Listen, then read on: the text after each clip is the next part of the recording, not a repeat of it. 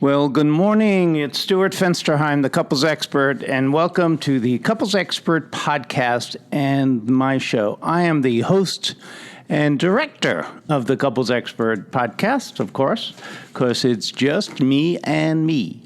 This is Stuart Fensterheim bringing you another in my series of love and relationships.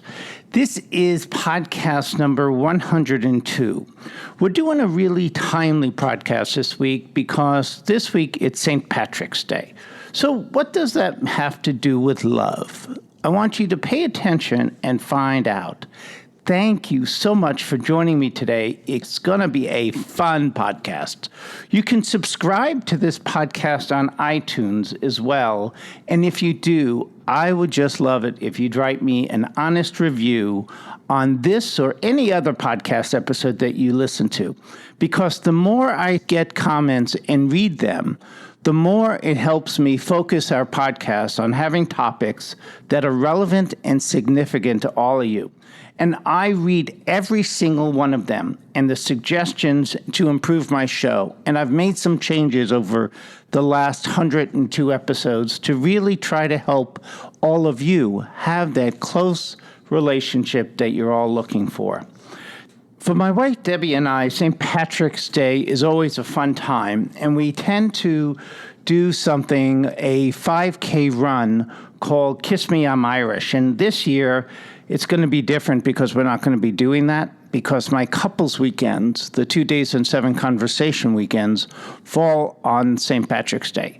It's going to be a little bit different this year because over this weekend, I'm going to be doing something that I haven't done before.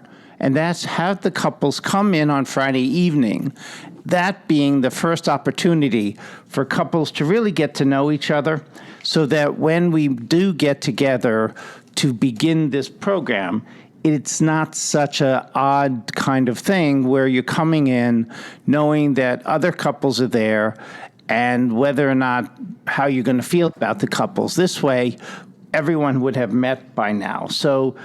But what the 5K run that Debbie and I usually do, which is the Kiss Me, I'm Irish, is the fun part is at the end of the race, they hand out beer coupons and everyone gets green beer at an Irish pub. And the two of us just love doing that because it just makes it one more thing for the two of us to do together. A quote that I recently came across that I think is relevant to just this, which is a best friend is like a 4-leaf clover, hard to find and lucky to have. I think we all have a bit of Irish in us.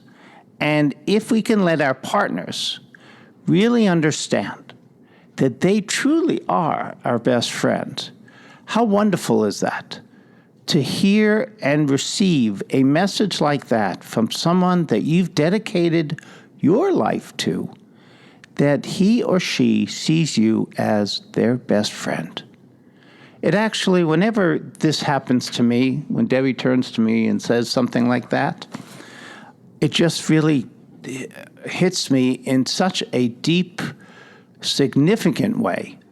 Because isn't that what all of us have been looking for in our entire life?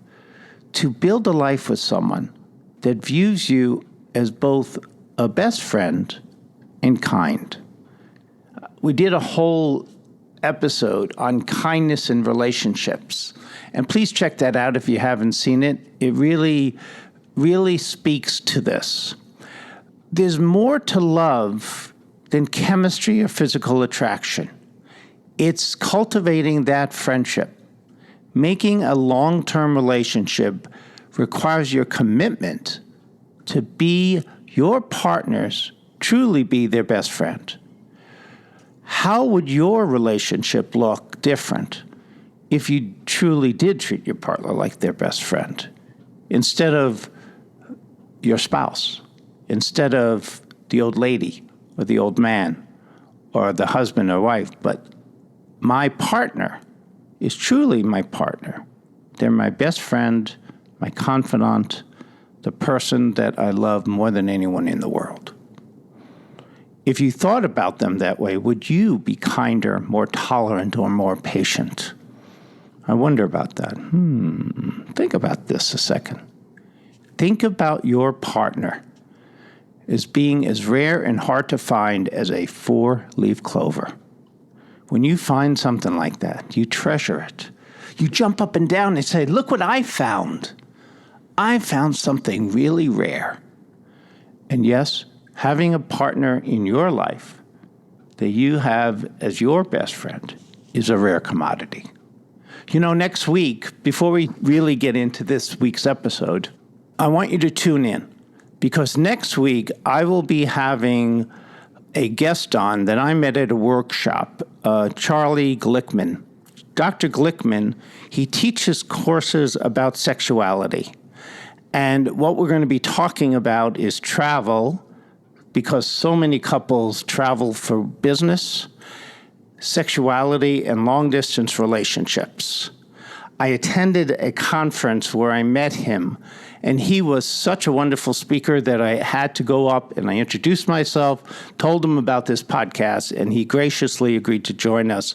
So next week it's going to be a wonderful show, and I hope you'll join us. Let's get back to the topic, though. When you think about St. Patrick's Day, what comes to mind? What I think about is similar to what I was talking about with the race that Debbie and I do. I think of green beer, I think of green rivers, because my wife's from Chicago, and they actually turned the river there green milkshakes and shamrocks. St. Patrick's Day is one of those American holidays where everyone, no matter their background, celebrates it because everyone is Irish on St. Patrick's Day. It's really one of those kind of celebrations that we all just smile and we think about and look forward to because wearing green for good luck is something that just hits us in the right way. We think about it being so much fun. And we want something that's fun in our lives. We don't have enough of that. I want you and your partner to think of St. Patrick's Day this year as a reason to connect with one another. You both can have a fun and romantic time celebrating with your best friend, especially if you're going to have a celebration anyway. Make it a point to celebrate together and make St. Patrick's Day a reason to romance your partner. But what does a fun, romantic St. Patrick's Day look like? It's really anything you want it to be. If you and your partner go out to eat together, or go to a show, or to a party, then come home and spend that quality time reflecting on how wonderful it was to celebrate as a couple, being together. Some couples dress up on St. Patrick's Day. They wear, and you'll see there'll be some videos out there that you'll see of me in my garb of my leprechaun hat and a big fat tie, really just allowing, I think it's one of those days that we allow ourselves to just let loose. And it's so fun. It's so wonderful, particularly if you and your partner are very busy folks and that you tend to be very serious. Giving yourself that outlet to just let loose, have fun, go to a party store and look at all the accessories out there that you can dress up with, and attend this celebration with the idea that you're going to make this day the most fun day the two of you have had in a very long time. The possibilities are endless, and we're going to be talking a little bit about that as we continue now. If you have a family, though, you can attend a parade. Walk along the Green River if you're in Chicago. And if you are in Chicago, I'm sorry for you because my understanding is they're about to get hit with a major snowstorm, while here in Scottsdale, Arizona, we're going to be 90 degrees. Yeah, I said 90. That's early for this year, but I love living here because Scottsdale, which is where my couples practice And if you want to check out some things on my site and check me out, if this is one of the first opportunities you've had to listen to me, please feel free to go to the website, which is www.thecouplesexperts, that's plural, experts.com. Or you can check me out on my YouTube channel as well, the Couples Expert YouTube channel. But if you're going to do something, do it and go all in. Do it and really allow yourself to say that today I'm going to make this day the day we're going to have the most fun. And think of something. If you truly did that, and with all this sort of dressing up and the partying that you're doing, what will the romance be like when you get home? What would your bedroom fun look like? Would it increase the fun and satisfaction and joy that the two of you would have making love after this fun day? The possibilities with it are really endless. What if you go out to a club on St. Patrick's Day? It's a great reason to make plans for a date night. Have St. Patrick's Day be your date night. Just go and have fun. But do me a favor. This is really important. Even if you two are in a fairly stressful place, don't talk about it. Make this date night, St. Patrick's Day, strictly about fun. Don't talk about the problems. Even if they're there, you're going to deal with them. This day, St. Patrick's Day, should be a day that's about joy and pleasure and giving to one another in such a wonderful, kind way. See a movie together that you've been wanting to see and check out a restaurant that you haven't been to together. Now, one of the things about St. Patrick's Day, I have to say, and it's just an obligation as someone who is a couples counselor and working through helping people with their most important relationships, is please be careful how much you drink. You don't want the alcohol to get in the way. So don't drink too much, and please don't drink and drive, Uber, Lyft. There's a lot out there. Whatever you do choose on this day, make sure it's about connecting as a couple and having fun, as I said.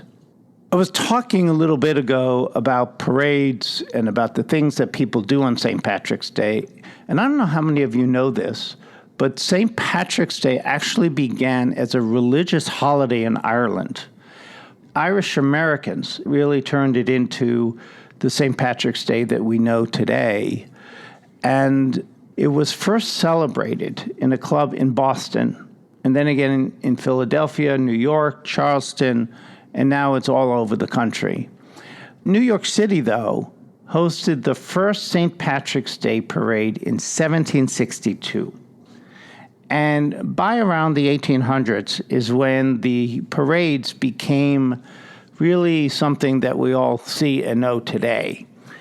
The Irish and how drinking really became part of this is Guinness Stout, traditional Irish whiskey, is the drink of choice on St. Patrick's Day.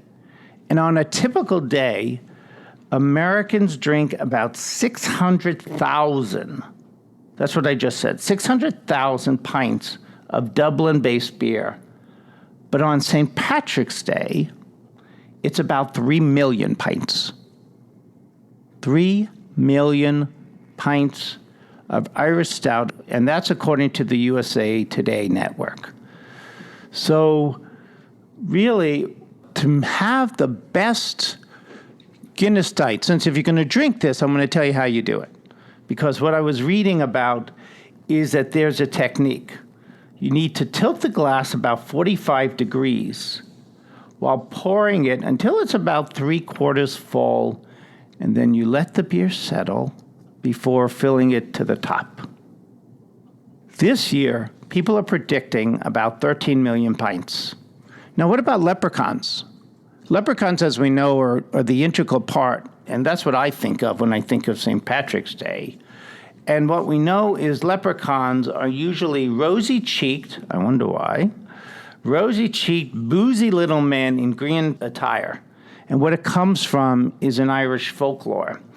The first recorded mention of a leprechaun actually goes back to about the 8th century, and it means little body to describe water spirits. According to John and Caitlin Matthews, Elements Encyclopedia of Magic Creatures. Another possibility that we know is that there was a variation in character in a story known as Three Golden Shoemakers. What about corned beef and cabbage?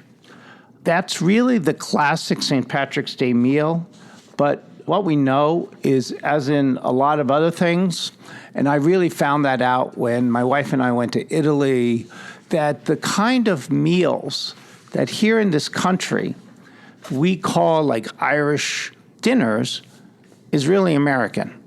And corned beef and cabbage is much more an American than Irish meal. This Friday is St. Patrick's Day, and the celebration in the United States really are just so much about the commercial Lucky Charms and green beer, and doesn't have a lot to do with the true figure of St. Patrick. And my wife and I were sort of talking about this. And the celebration of St. Patrick's Day really started in 1631, when the church established a feast day honoring St. Patrick. He had been the patron saint of Ireland, who had died around the 5th century. That's like 12 centuries before the modern version of the holiday. But very little's known about this guy.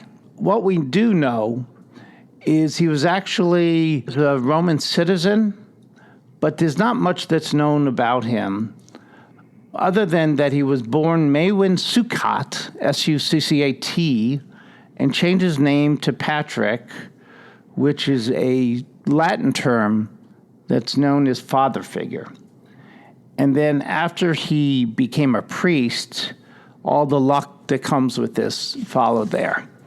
But what I want you all to really understand here is that every holiday that we have should be a holiday that we try whenever we can to really become someone committed to connecting as a couple.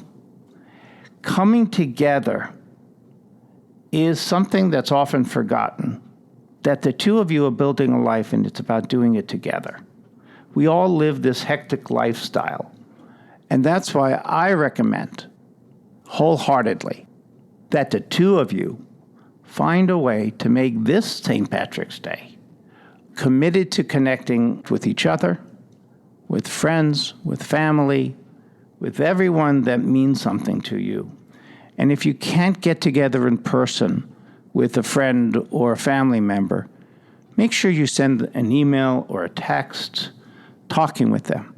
And as much as possible, make this St. Patrick's Day the place to really connect, to have fun, and have joy in your life. And that could take so many different forms. I want you to remember that connection is the most important thing in our lives. And the more people we connect to on a deep emotional way, and the more you connect with your partner on a deep vulnerable way, you're going to have a life that is filled with joy and love, and take all the hardships that you have and have you not feel like you're alone, and that the two of you are in this together. Don't lose that opportunity. Join me here every week, because every week we talk about this. We talk about St. Patrick's Day. We talk about every holiday. We talk about every single topic that's meaningful and significant to help you and your partner have the most incredible, loving relationship out there. Take care now. Stay connected with us here, and we'll see you next time. Bye-bye.